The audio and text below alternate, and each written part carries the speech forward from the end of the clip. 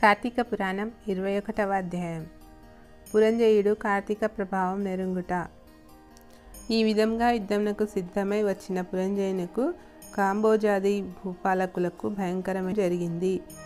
ఆ యుద్ధంలో రతికుడు రతికునితోనూ, అశ్వసైనికుడు అశ్వసైనికునితోనూ, గజ సైనికుడు గజ సైనికునితోనూ, పదాతులు పదాతి సైనికులతోనూ, మల్లులు మల్లయుద్ధ నిపుణులతోనూ, ఖడ్గ గద్ద బాణ పరశు మొదలగు ఆయుధాలు ధరించి ఒండోరులా ఢీకొనుచు హుంకరించుకొనుచు సింహనాదములు చేసుకొనుచు శూరత్వ వీరత్వములను చూపుకొనుచు భేరి దుందుబులు వాయించుకొనుచు శంఖములను పూరించుకొనుచు ఉభయ సైన్యములను విజయకాంక్షులై పోరాడిరి.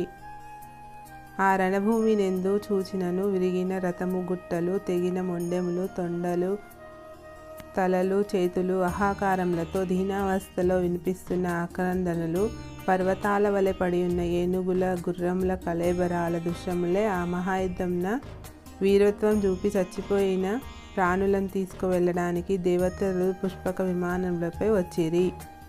అటువంటి భయంకరమైన యుద్ధం సూర్యాస్తమయం వరకు జరిగినది. కాంబోజాది భూపాలుల సైన్యం చాలా నష్టమైపోయెను.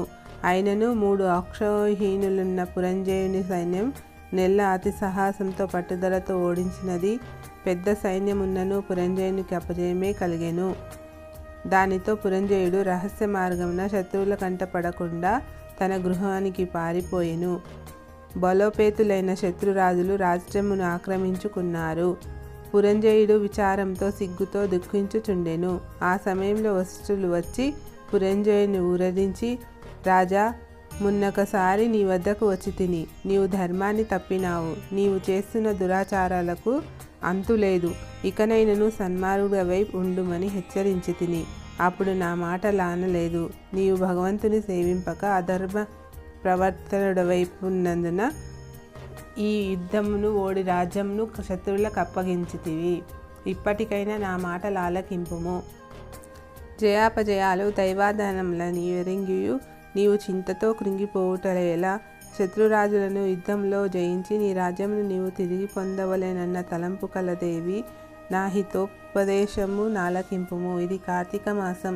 రేపు కృత్తికా నక్షత్రముతో కూడిన పౌర్ణమిగాన స్నాన జపాది నిత్యకర్మలాచరించి దేవాలయమునకు వెళ్ళి దేవుని సన్నిధిని దీపారాధనం చేసి భగవన్నామస్మరణం చేయుచు నాట్యం చేయుము. ఇట్ల నడిచినచో నీకు పుత్ర సంతతి కలుగుతుంది. అంతేకాదు, శ్రీమన్నారాయణుని సేవించుట వలన శ్రీహరి మిక్కిలి సంతోషమొందిని శత్రువులను దునుమాడటకు నీకు చక్రాయుధం కూడా ప్రసాదించును. కనుక రేపు అట్లు చేసిన ఎడల పోగొట్టుకున్న రాజ్యమును తిరిగి పొందగలవు. నీవు అధర్మ ప్రవర్తనుడవై దుష్ట సహవాసం చేయుట చేత గదా నీకు అపజయం కలిగినది. గానాలెమ్ము. నీ శ్రీహరి నీ మదిలో దలచి నేను తెలియజేసినట్ల చేయుమని హితోపదేశం చేసెను.